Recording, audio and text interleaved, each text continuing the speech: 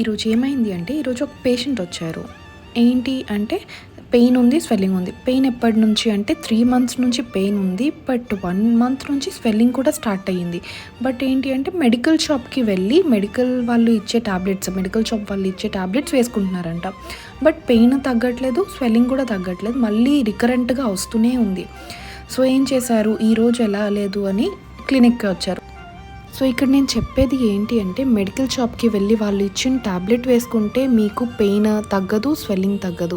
So మీకు ఒక problem ఉంది అంటే దానికి తగ్గట్టుగా ట్రీట్మెంట్ చేయించుకోవాలి. అప్పుడే మీకు pain or anything, rather it may be dental pain or any else pain, మీరు డాక్టర్ దగ్గరికి వెళ్ళి ఒకసారి చూపించుకుంటేనే దాని ట్రీట్మెంట్ అని వాళ్ళు చెప్తారు. సో మీరు మెడికల్ షాప్‌కి వెళ్ళారంటే వాళ్ళు బీడీఎస్ చేయలేదు కదా వాళ్ళకి తెలియడానికి.